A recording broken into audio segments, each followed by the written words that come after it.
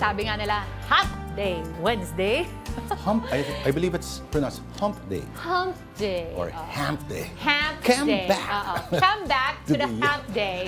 Okay, magandang hapon po sa inyong lahat. And again, a happy Hump Day Wednesday po to everyone. We hope you're dry and safe as we bring you the day's very latest stories. I'm Denise. And I'm Lourd de Veyra. Malamig sa labas, mainit ang usapan sa Kongreso, Kamaraman o Senado. Pero dito, walang usapang pusit. Huwag magpaligoy-ligoy. Let's keep the narrative tight. Ganyan tayo dito sa Afternoon Delight.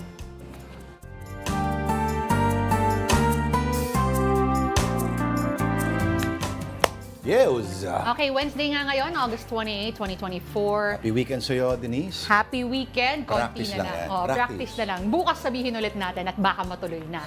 Okay, madami po tayong storya, na malalaking storya actually, na sinusubaybayan ngayon. No? Pero bago natin, before we get into that, let's talk about our delight of the day. Yes. Which is, ito naman, kitang-kita nyo, orange na orange. Sotanghon soup. Correct. Actually, dapat kasi Pusit. pusit. Inihaw na pusit. Bakit nga ba pusit? Eh, kasama yun sa mga pinag-uusapan natin. O pag-uusapan pa. Para may relevance. Oo. Ito, galing sa isang sosyalin na Pinoy restaurant na amoy-amoy ko pa yung hipon. Yep. Taste test. Walang sinap. Hindi siya lasang cup noodle. Naghanga ako ng very light cup noodles. Cup noodle. Uy, baka Okay. sabihin nila, seryoso po kami dito. Oo. There's a big difference between being solemn and serious. Correct. Afternoon Delight is serious, but it's not solemn. Relax. Okay, so siguro Ayos ka na naman ba ng buhok, Denise? Paggupit lang. Okay, sa'yo. Thank you so much. Kaya bagay rin itong ating sotanghon soup Oo, dahil oo. nga sa ulan. Nako, Oo. nako. Umpisa natin ang balitaan sa ulan at baha sa Metro Manila. Ang dahilan ni hindi bagyo kundi ang habagat o ang southwest monsoon. Narito pong report.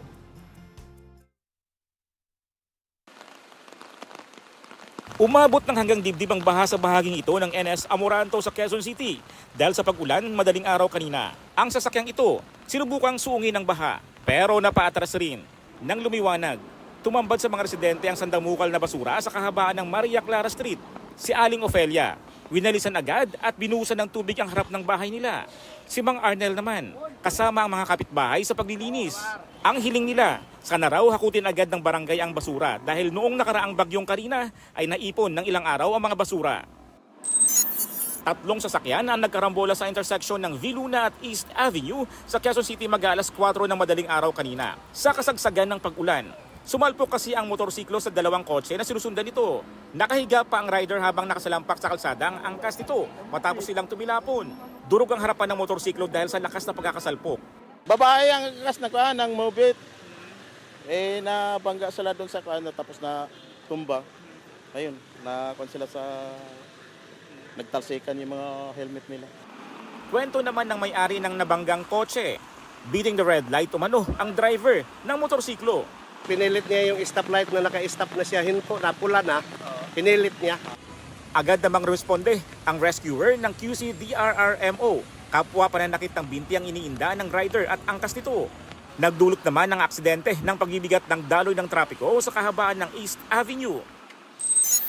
Dahil din sa pag-ulan simula kagabi, umabot ng gutter deep ang baha sa Taft Avenue, malapit sa UN Avenue at sa may tapat ng Philippine General Hospital sa Maynila. Ganon din sa bahagi ng Espanya Boulevard, partikular sa intersection ng De La Fuente Street. Ayon sa DepEd, maliban sa Makati ay kanselado ang lahat ng klase sa Metro Manila dahil sa malakas na ulang dulot ng habagat. Suspendido rin ang number coding ayon sa MMDA. Ako si Hannibal Talete para sa 1PH. Alright. Dahil dyan nga, Tita Denise, maraming mga no classes in many parts of the NCR. At syempre, yung iba, no, yung government workers, wala rin, suspended ang kanilang mga pasok to keep everybody safe and take care of things at home. Pero kahit ganun pa rin, matraffic. Matraffic. Kasi sinuspend rin ang number coding. Pero kung gising ka kagabi, kanina madaling araw, grabe yung buhos ng ulan. Ay, hindi. Ang naabutan ko is yung kagabi. Around mga 8:30 or 9 ata. Yung non-stop yung kidlat. To the okay. point na parang I had to close my curtains kasi nadidistract na ako na flash siya ng flash. Tandaan mo, pwede ka tamahan ng kidlat. Tinakot pa talaga. Wag sana. Wag, Wag sana. Wag ka lang magsuot ng aluminum foil. Oo. Okay? Pero hindi kailangan ng deklarasyon na meron pong bagyo dahil alam po natin, wag po natin kakalimutan. August, end of August hanggang September, yan po mga kapatid, diyan talaga bumabanat ang habagat. At naalala ko noon, maraming hindi nakakapasok sa radyo noon. I had to take over some programs dahil mga hindi nakarating ng mga hosts at mga staff. So, abangan po natin, September lalong-lalo na Yeah. September. End of August, yan talaga bumabanat ang habagat. At alam natin sa Pilipinas, hindi kailangan ng typhoon o malakas para bumaha. Tandaan po natin yan. And that's why we're reminding everybody, mag-ingat po tayong lahat. Dala ng extra raincoat, payong. At pag sinabi na, yung mga rainfall warning, let's be mindful of that. Kagabi, nagtunugan Correct. ang mga phones. At kahit sinasabi, ano ba to? Wala naman sa amin. Hindi po. May parts of Bataan ay may red rainfall warning na kagabi. No? At so yun, mag-ready po tayo lagi na hindi kailangan mag-abang ng anunsyo ng pagpasok ng bagyo o naman ang habagat, yan lagi babanat. Sounds like a rhyme, ano? Okay, at this point, cambio muna tayo and let's talk about some good news Ay, this nako. afternoon on the Philippine Star via PhilStar Live. Philippines is Lai Erica Bomogao, now world's #1 in Muay Thai ranking. Because of accumulated points pala, Tita Denise, siya yung #1 ngayon sa 45 kilogram division. Yun nga lang, hindi sinama pala sa huling Southeast Asian Games sa Cambodia. Yes. Itong Muay Thai. Correct. Oo. Sneaky, bakit kaya? Well, the countries do have the choice kung ano yung mga sports na pwede nilang ipasok. Pero itong si Islay, again, Bomogao, beat Australian Sara'S via unanimous decision held in Kenwick, Australia, just earlier this month. Biruin mo, of course, native of Benguet, itong si Bumogaw. Nagtitrain pala siya sa Team Lakay. Yes. Oo. And kilala, of course, itong Team Lakay. Tapos nung 2018, actually, she also got gold medals dun sa IFMA or International Federation of Muay Thai Amateur. At nag-gold siya sa Jincheon First World Youth Martial Arts Masterships noong 2017 sa South Korea. At sabi niya, tinanong siya, what is it that you love most about Muay Thai? Sabi niya, that gives you a great physique, as strong as healthy, is the new sexy. Oo. Aray? Oh. Bakit? Tama naman. Strong. Okay. Okay. Okay. Ngayon, hanggang ngayon pala, sorry, Tito Denise, go. ang Muay Thai is still campaigning for international Olympic recognition. Wala pa pala siya sa Olympics. Alam mo, nakakatuwa dito. Itong si Islay, she is also a licensed secondary teacher. Hindi nga. Oo, ayan. Ba? And she is the first female world Muay Thai champion when she bagged 2 medals dun sa 2023 IFMA Senior World Championship sa Bangkok. Oo. Ayan, so kung nagtuturo to at makukulit yung mga estudyante, Huwag naman sana umabot. pag umabot Pero siguro. pwede niya siguro turuan ng Muay Thai yung kanyang mga estudyante because sports talaga, it builds character. So, she has the option to do that siguro. And now, okay, we move on the Philippine Star. Cebu Provincial Government inaugurated the commercial flight from Bantayan Island to Bantayan Island Airport on Wednesday. Matindi yan. Oo. Alam mo, sinasabi nila, yung mga kaibigan ko sa Cebu, ang Bantayan Island daw is something like it's their best kept secret. Oo, dahil medyo mahirap-hirap puntahan, ilang oras by bus, at yung ferry ride. 6 hours. Oo, some people say that talagang grabe raw yung waters, no? Lalo na pag maliit-liit yung bangka mo at hindi ferry ang gamit. Yun naman, ang ganda-ganda raw kasi ng mga beaches there, no? At may community na dyan ng mga Rasta, mga Cebu Rastas. O, mga hipsters ng Cebu. Ayan. Naku, mabubulabog na kayo dyan, mga bay. Patay kayo. Eh, syempre, if you've been wanting to go to Bantayan nga, again, from the initial 6-hour bus or ferry ride, balita ko 25 minutes na lang daw via plane. Oo. Nako. Tapos, yung plane ride or yung airfare could be as low as 888 pesos daw pag may mga sales. Men, mura yun, ha? Oo. So isipin mo, Manila to Cebu, wala pang isang oras, di ba? Halos. At so, Mactan to Bantayan, ilang minutes lang kami? 25 minutes daw. Kita mo, mauuna ka pa rin makarating from Manila to Bantayan. As opposed to pupunta ka from Manila to, let's south. say, o Tagaytay, mga Oo, ganyan. oo, for sure. On a weekend, good luck sa ating lahat. Ayan, pero sana mabalanse, no, ng local government ng Bantayan, yung mga tourism officers. Correct. Yung pagiging pristine pa rin ng lugar. Kasi pag may mga natayo na dyan, of course, may mga tugtugan na dyan, ano? May alam ako mga music festivals held there. Pero the moment na nagkaroon na ng mga fast food, mga ganyan, nakaw. Yun nga, balanse lang, no? But Balanse this is, of lagi. course, a good way to showcase another part of the Philippines, the beauty that it has na hindi talaga madalas napupuntahan dahil nga napakalayo or napakahaba rather ng biyahe. Pero isipin mo, Oh. ang ganda-ganda ng lugar na yan. At may mga resorts, at sabihin mo, may mga parts na talaga yung ang ganda-ganda ng beachfront. Ang daming pwedeng gawin. No? At naaamoy ko talaga itong... Sabihin ko, next week, absent muna ako, ha?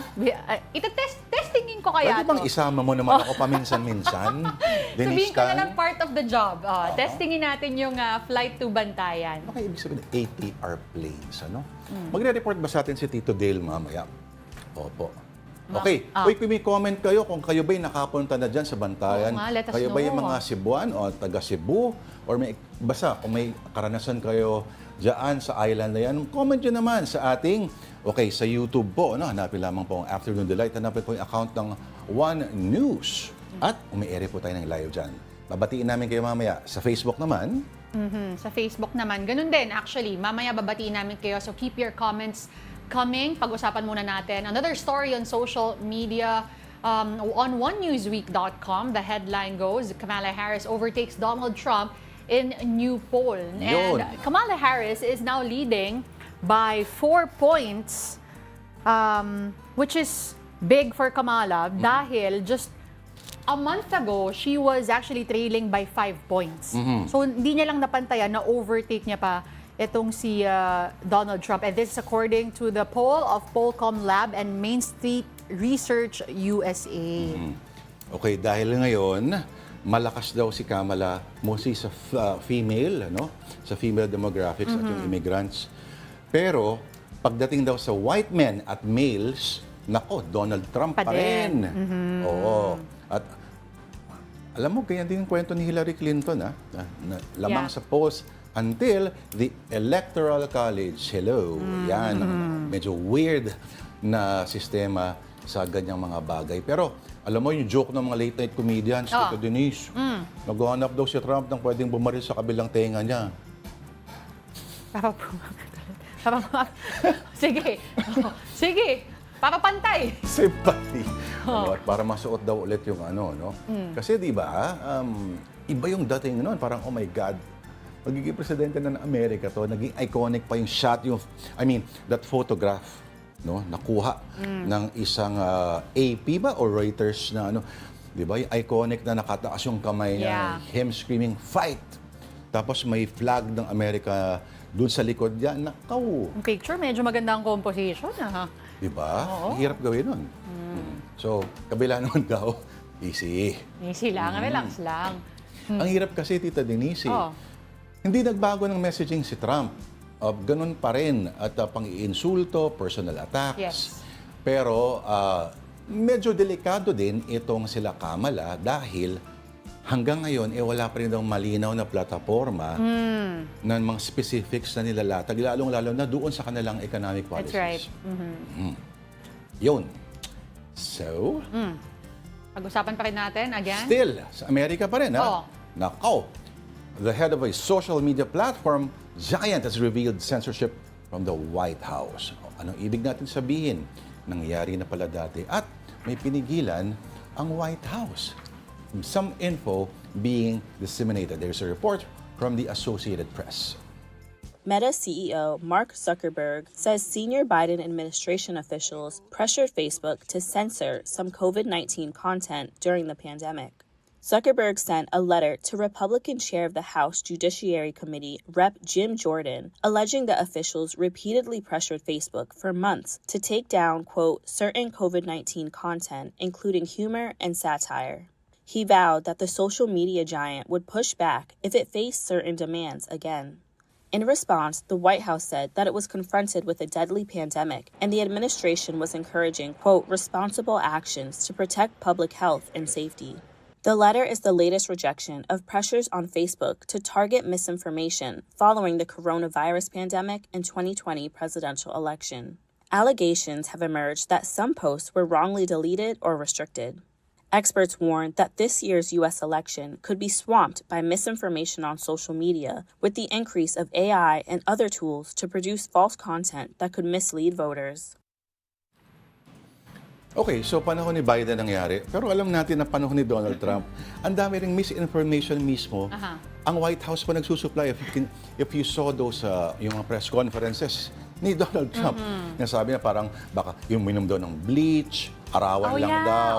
Ang ganyan mga weird kahit dito sa Pilipinas, panahon ng lockdown pa, may presidente tayo sinasabi noon na gaas lang daw, mamamatayan. Mga ganyan, seryoso Pero medyo delikado ito kasi you will have a situation where a social media platform is now acting like a network. At yung network na yun, at malaki ang traffic niya, kaya niyang i-control yung daloy ng information. Correct. Medyo delikado yan. Yun na nga And manipulate what people are receiving, what kind of messages they're getting. Nako, example lang yung sa X, si Elon Musk ay anti-vaxxer. At siya ay pro-Trump. At kung ano-ano ang mga pinaniniwalaan na fringe theories itong taong ito. At hawak niya ang Twitter o yung tawaging X. Basta Twitter pa rin yan para sa akin. Gugulo niya yung buhay namin Okay. And speaking of social media, binabati po natin lahat ng nanonood ng Afternoon Delight via live streaming sa Facebook at YouTube. Again, kung nais ninyong banggitin ni Tita Denise ang inyong mga pangalan. Okay, silip tayo. Anong gagawin na lang? Manood at mag-comment. Opo. Sige kayo ng mga suggestions. Huwag kayo mang-away, ha? Oo. Kasi mamaya na kayo mang-away, susunod na programa. Storycon, sa totoo lang. Dito good vibes po Good vibes tayo. muna. Sige, umpisahan natin.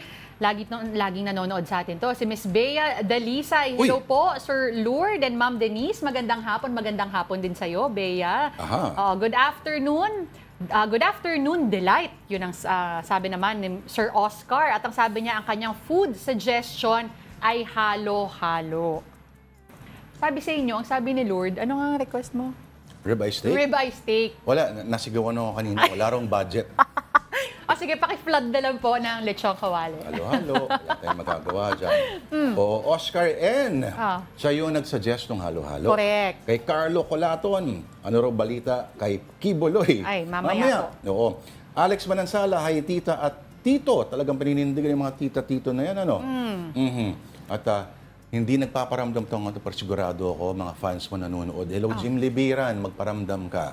Sa Facebook, may mga nagparamdam din, ha? Ito, si Rodel Alcantara. Magandang hapon po, Sir Lourd. At siya naman, si Miss Denise. Yun, Kaya ko basahin. Ay, babasa nga. Wala naman nakasulat, Oo. Na-crush ko at ng bayan na rin, sabi ni Rodel Alcantara. Thank you. Sana tuloy-tuloy po kayong manood ng Afternoon Delight. At syempre, paalala lang din po that before the end of the show, magbabasa ulit kami ng comments nyo. So keep them coming and stay tuned hanggang 3:00 dahil kasali po kayo sa ating conversation. Hello, Alex Fuentes ng Bacolod. Lagi nakatutok si Alex Fuentes. Si Astrud Garcia, nakatutok din. Sabi ni Miss Angelita de Galicia, yes po, maganda dyan. I suppose, referring to Bantayan. Yes, oo. Dalawa lang yan. Kung hindi Bantayan, ikaw. Ay, tanggapin ko na rin. Nico Cabales. Okay. #adfugitive. Okay. Anyway. Okay, time out muna mga kapatid. Marami pa kaming kwento sa inyo. Magbabalik po ang Afternoon Delight hanggang 3:00 tayo. Hindi tayo aabutin. Gaya ng ilang hearing ng gabi.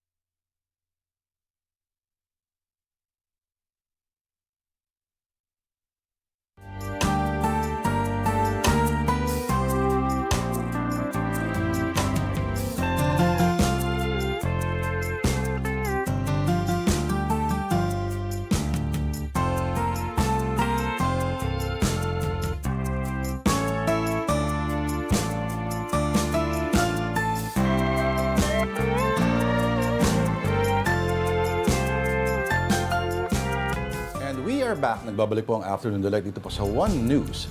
Ako po si Lourd de Veyra. At ako naman po si Denise.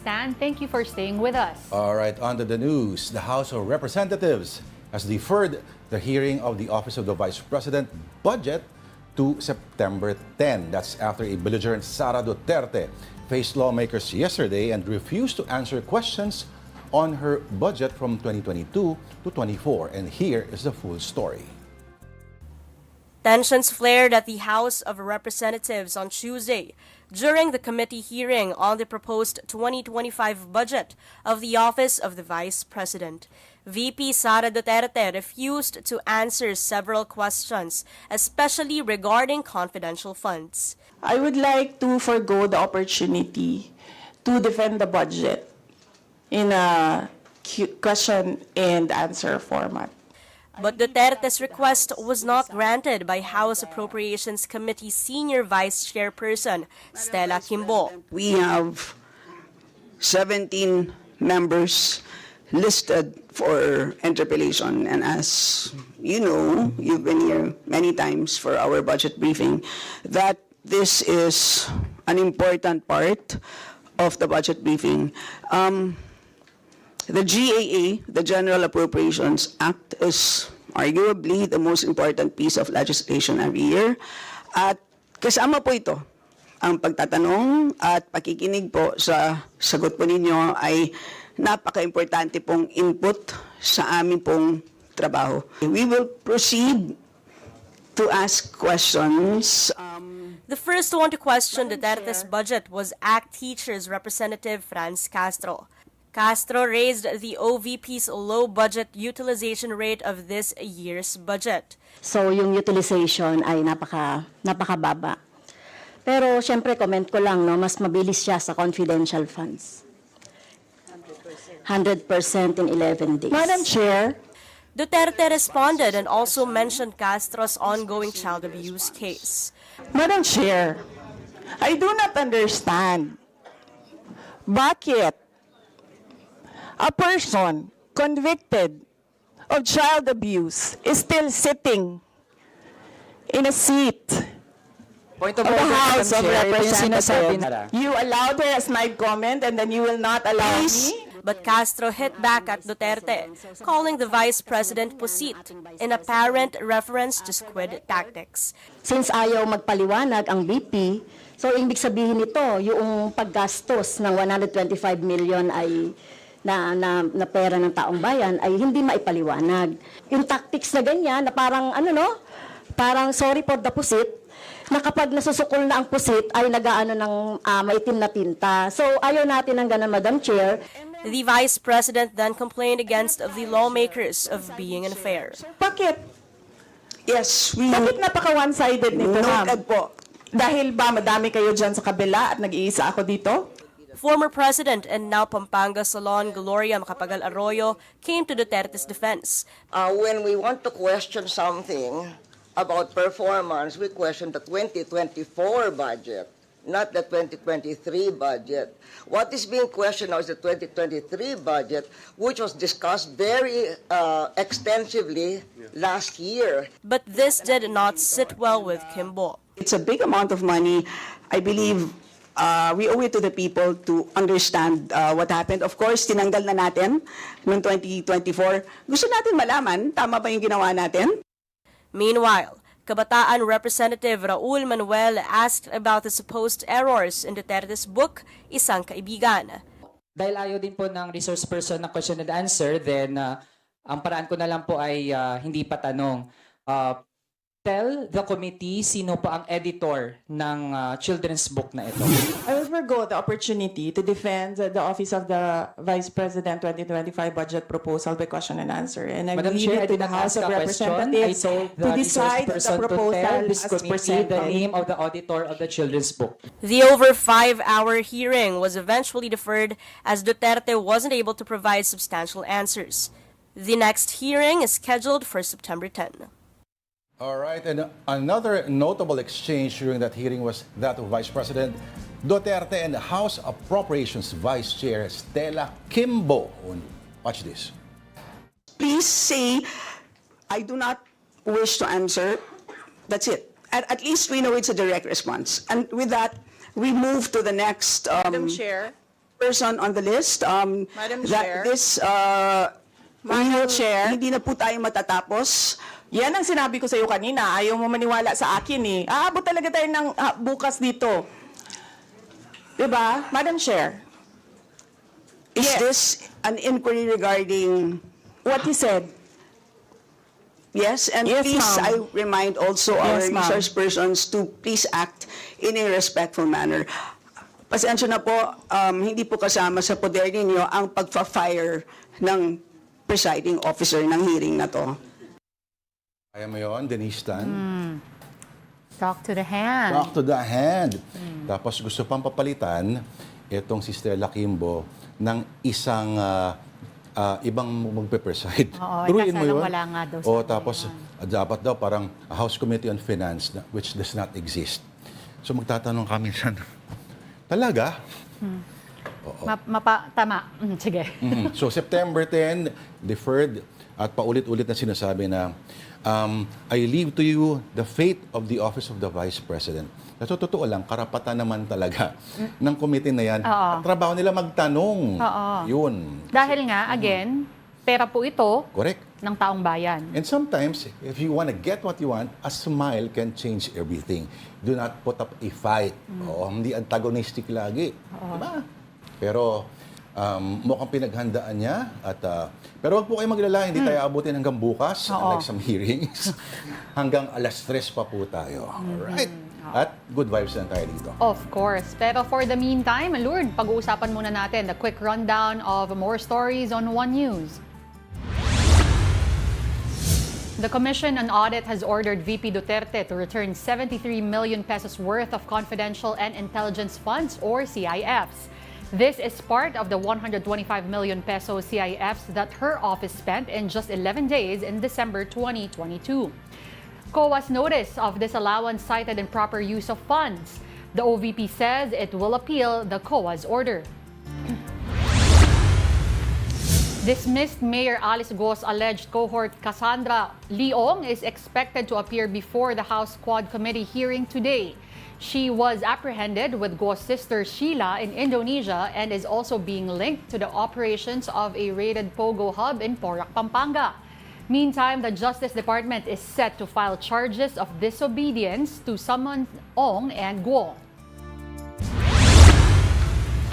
Overseas, a Chinese spokesperson Lin Jian asserts that they are not the one disrupting peace in the region. He also urged the Philippines to stop provoking tensions.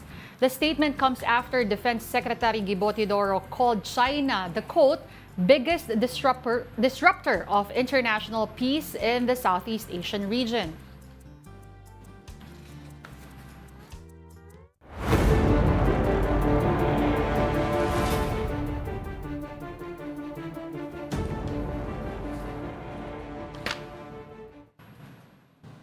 All right, let's now get the latest on the police's search for Pastor Apollo Quiboloy in Davao.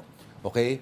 And for that, before that, President Bongbong Marcos has reacted to the manhunt for preacher Apollo Quiboloy and dismissed Mayor Alice Go. And first, he denied accusations of overkill in the operations against the fugitive preacher. Marcos says the number of police around Quiboloy's so-called King Dome was actually justified considering the size of the area.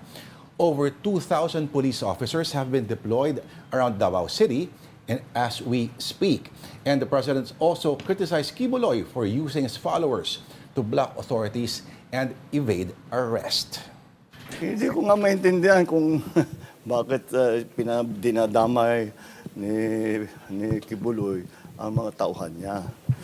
Kasi sinasabak niya yung mga tauhan niya. Wala namang kasalanan niya mga yan.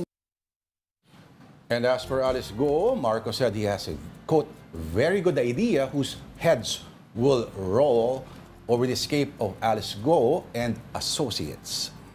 Oh, yes, definitely.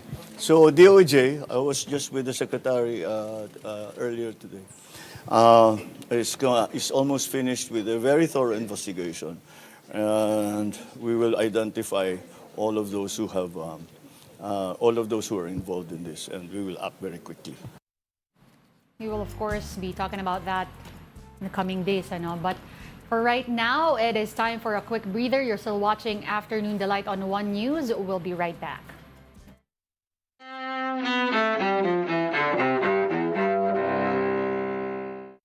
August 28th, 1963. Martin Luther King Jr. caps a major civil rights march in Washington with a speech for the ages at the Lincoln Memorial. I have a dream that my 4 little children will one day live in a nation where they will not be judged by the color of their skin, but by the content of their character. I have a dream today. 1968.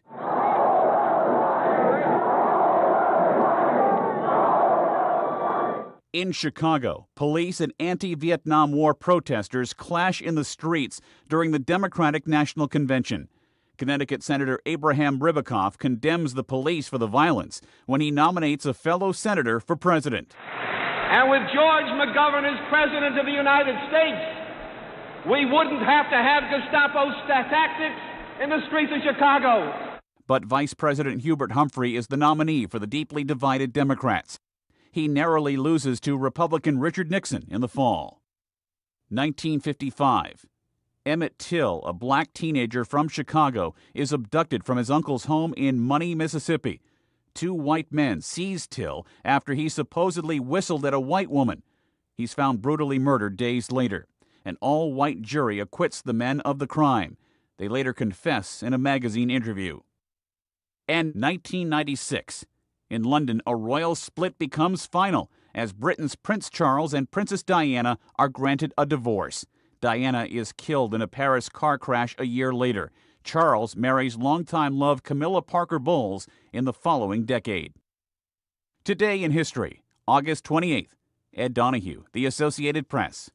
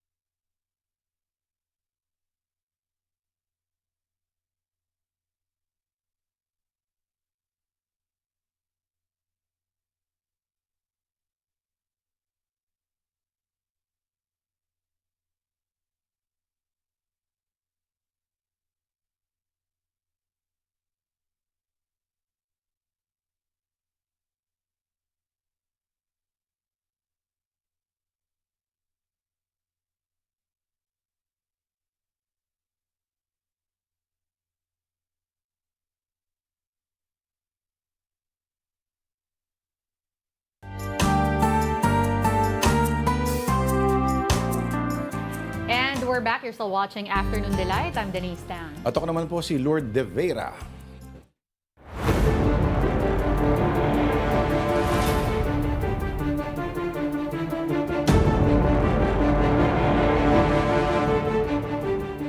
Alright, eto na talaga. Let's now get the latest on the police's search for Pastor Apollo Quiboloy in Davao.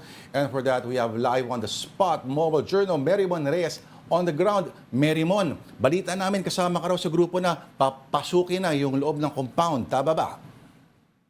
Yes, Lord. Ngayon kasi hinihintay na lang muna natin yung parang permiso at go signal na pulisya. At kasama tayo para nga masilip at makita yung pag-serve ng warrant of arrest dito kay Pastor Apollo Quiboloy. Kanina kasi nandoon tayo sa PRO 11, hinihintay lang din natin yung apiso nila dahil nga nagkakaroon din ng claim na bubombahin daw itong katedral kapag hindi nga raw inilabas si Pastor Apollo Quiboloy. Pero ayon kay spokesperson Catherine De La Rey, hindi raw ito totoo at dapat ay i-verify daw ang mga impormasyon bukod pa dun sa kung ano lang daw yung naririnig na basta-basta lang daw na pinaniniwalaan. So hinihintay lang talaga natin yung pagkakataon na makapasok at masilip ang loob ng KOJC compound. Oo. Marymon, hanggang kanina, nililinaw pa rin yata may dinulog ang DILG sa korte kung lilinawin daw kung ano ba yung ibig sabihin ng TPO versus ito ba ay hindi rin dapat aaresto.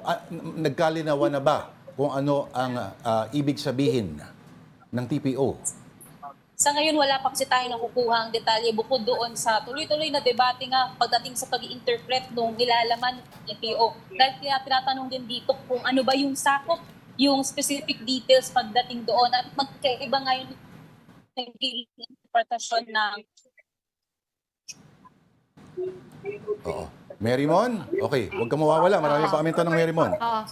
Marymon, I know you guys are waiting for the go signal, but nakikita natin yung kapulisan sa likod mo. What are the mga ilan-ilan ba yung security personnel deployed and what are the safety measures that are in place dahil nga may mga balita ng mga kung ano-ano mga pwede mangyari? Oo, naandaan yung mga naka-deploy at hindi pa naman ito, kumbaga consider din natin dito yung mga nag-shift na mga pulisya para mag-station dito sa paligid ng KOJC. Tapos siguro antabayanan muna natin iba pang mga detalye kasi nandito na tayo sa loob at sisimulan natin yung mag-witness nga ba natin yung pag-serve ng warrant of arrest. Alright. So, Marymon, okay, Dan, mukhang kayo ay ready na pumasok, ano? Okay, habang may signal pa, samantalahin natin. Marymon, saan nakukuha ngayon ng confidence ng kapulisan ang pagpasok nila? Mukhang may linaw na ba yan? Or parang one of similar attempts din, yung mga previews na hanapin at wala ring nakukuha in the end? Dahil kasi nagkakaroon na ngayon na informasyon na natutunto na nila yung specific na location kung nasaan posibleng nagtatago si Pastor Apollo Quiboloy sa ilalim nga ng lupa. Yun yung inaalam natin sa ngayon. Kaya ngayon sumisilip natin yung loob ng compound kung magkakaroon na ba talaga ng katapusan itong umaabot na ng 4-5 araw na giitan sa pagitan nga ng mga miyembro ng KOJC at saka ng pulisya. Marymon, sorry. Pwede bang papihit yung camera at pakita mo sa amin yung, para makita natin yung eksena, sino-sino yung mga tao nasa paligid dyan at ano ang senaryo ba?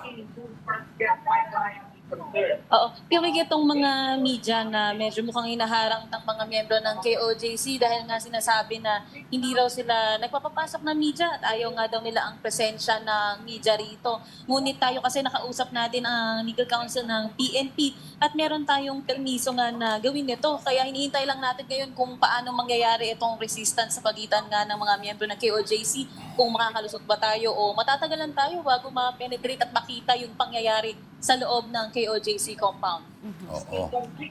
Marymon, if there is a permit to enter at nandyan yung mga members of KOJC na pumapalag, what is the plan now? Hindi ba sila pwedeng i-escort away from the area? If there is, legally speaking, pwede naman talagang pasukin. Oo, Denise, nag-iingat din kasi tayo dahil pagdating nga dito sa TPO, ayaw naman natin na mag-cause pa ng iba pang gulo na may kinalaman sa, yung kumbaga yung nasa labas ng legal bounds ng TPO. Kaya hinihintay din natin ngayon yung abiso ng PNP kung ano ba yung sunod na pwedeng gawin dahil hindi rin tayo pwedeng manguna sa plano na ito dahil nakikisabay din tayo ngayon para nga ma-witness at masilip kung ano nga ba ang nangyayari sa loob ng KOJC compound at ayaw natin din mag-cause ng mas malala pang gulo. Correct. Kasi yung TPO, Marymon at Denise, yung TPO daw na pronouncement ng Davao City RTC Branch 15 ng Martes, sinasabi, tells the police to stop any act that threatens the life, liberty, or security of the group's members. Pero sa kabilang banda naman, sinasite ni DILG Secretary Abalos sa isang Supreme Court order dated May 28 pa na nagsasabi na itatransfer daw ang venue ng criminal case ni Quiboloy from Davao to Quezon City. So, yun nga yung pinag-uusapan natin kaninang dinudulog para hanapan ng linaw. Pero Marymon, okay, hanggang ngayon ba hinahassle ka pa rin ng ibang KOJC members dyan at gaano ba kasakit tamaan ng placard sa likod?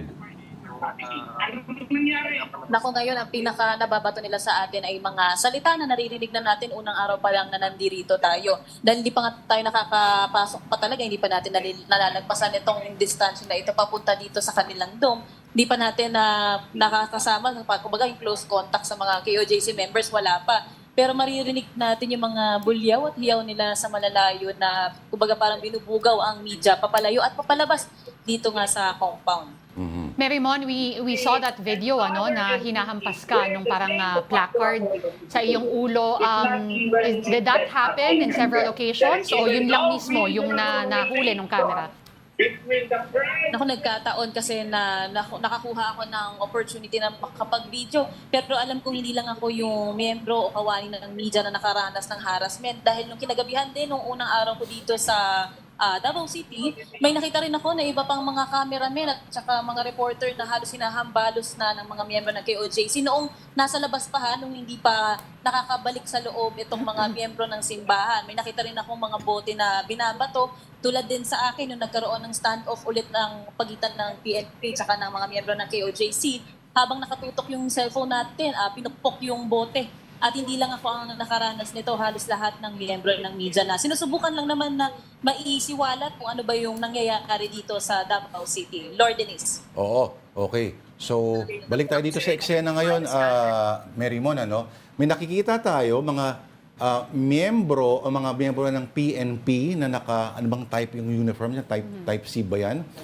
Oo, wala si Marymon. Pero mukhang ngayon nagre-ready daw at nag-ready na pasukin yung compound. Again, mag-a-attempt daw. At ano nga ba sinabi ni Marymon kanina? May nakuha ba silang tip? Pero nag-iingat pa rin. Oo. How to achieve this without causing much siguro damage and tensions. Oo, tayo mga provocative na mga statements. Siguro dapat pababain. At ingat ka, Marymon, kung naririnig mo kami at sa lahat ng mga taga One News po dyan, mga kapatid, At hindi lang kasi iisang panganib ang hinaharap nila, kundi mukhang kuyugan ang uso doon. Alright, that was a Mobile Journal. Marymon Reyes. Now we move on to sports. Tomorrow, the Paralympics opens in Paris. That and more stories and sports from our Mobile Journal, Denise Valdesancho. Making history after history tayo ngayon sa mundo ng sports. Ball screens. Don't give an opening. Are you kidding me? Oh my God. Painit ng painit ang mga eksena sa 49th season ng PBA Governors Cup. Sa laban ng Converge kontra TNT, ginamit ni Scottie Hobson ang 4-point line sa last 3.6 seconds to secure their second win. Ang final score, 96-95. Si Justin Brownlee naman, hindi lang uuwing winner sa laban ng Barangay Ginebra San Miguel versus San Miguel Beerman. Nagpasabog pa siya ng 51 points kahapon na panibagong career high niya, powering Ginebra to an explosive 108-102 win. Na siya ring first for Barangay Ginebra this conference.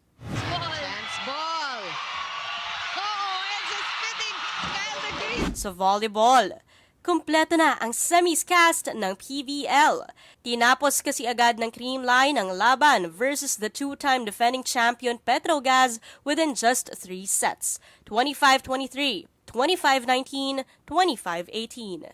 Import Erica Staunton led the team with 19 points on 16 attacks and 3 blocks. Tutuntong rin ang semis ang PLDT matapos talunin ng Cherry Tigo in 5 grueling sets, 25-23, 25-27, 15-25, 25-18, 15-9. Pinangunahan niya ng Russian import na si Elena Samoylenko with 37 points on 32 attacks, 3 blocks, and 2 aces. Makakaharap ng PLDT high-speed hitters ang Akari Chargers habang magtatagisa naman ang Signal HD Spikers kontra Creamline Cool Smashers sa paparating na August 29.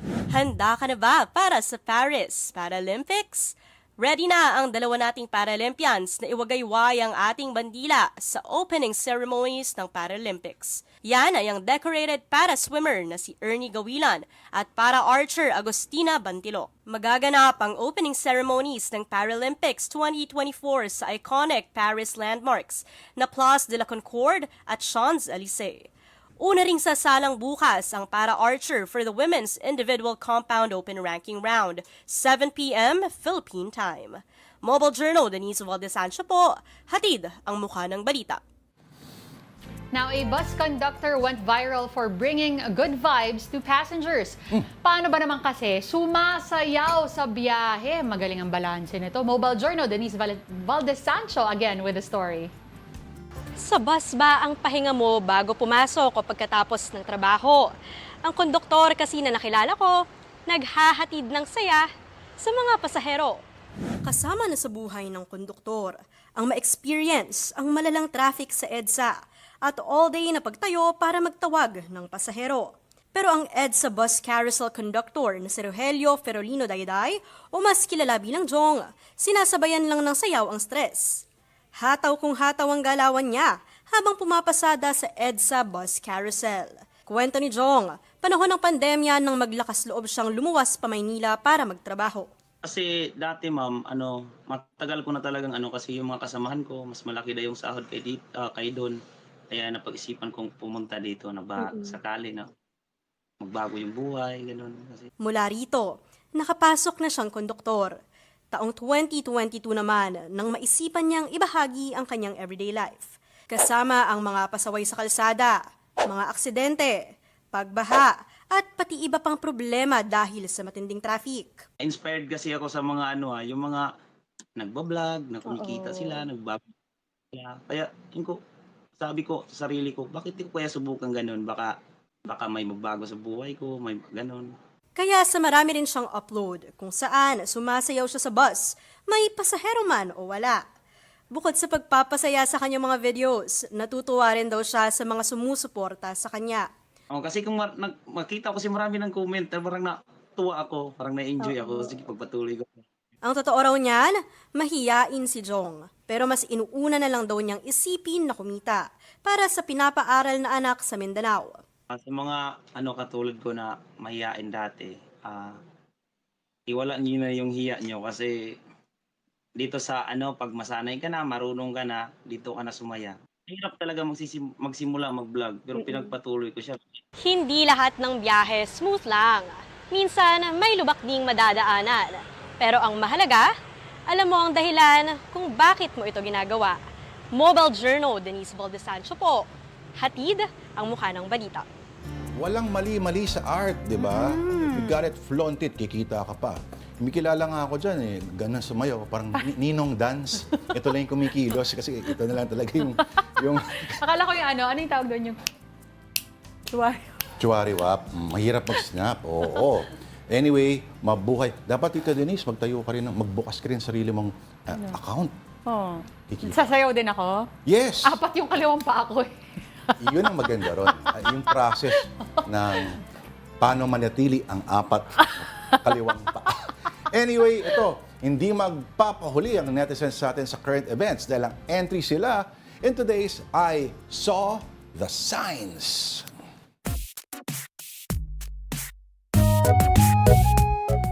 Game first sign. Teka muna, bago tayo patuloy, bati kaya muna tayo. Sige, silip tayo. Sino bang mga nandyan, Tita Denise? Mga Eto, fans mo? Sa YouTube, meron na naman, merong nag-comment ng food suggestion. Oh. A5 Wagyu. Mahal ka namin. Love you. Alex Manansala. Yan, mabuhay ka, Alex Manansala. Ganyan ang mga food suggestions A5 dapat. talaga. Oo. So, dalawa yung nilagay niya actually. Isa calamares. Yung isa, A5 Wagyu. A5. Oo. Sana hindi mo binanggit yung calamari. Eto, sabi naman ni Elmo Cardenas. Hello, watching from Montalban, Rizal. Hello sa iyo, Elmo. Opo.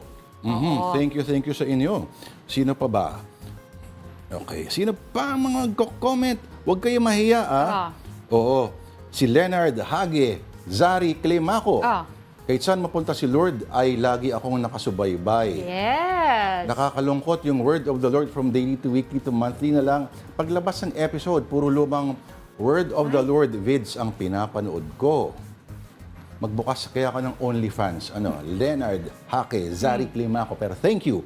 Meron pa rin yan, relax lang. Oo. O kaya, makinig ka sa Radyo 5 everyday, Monday to Friday, 10 to 12.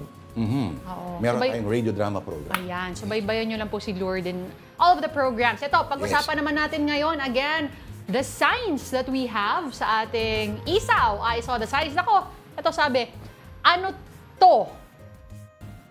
Ano to? Okay. Ito ay si VP Sara at si ACT Teachers Representative, Franska. Ano to? Tito joke yan eh. Mahirap. Mukhang kay tarantadong kalbo itong comic na to. Ako na lang magkikwento. Sige. Direct. Ano? Pero nag-guess mo yan? Ano to? Ano ba tayo? May dialogue ba Nag-guess tayo? mo? Ano Ikaw to? ano? Ano to? Ito nga. Pusit.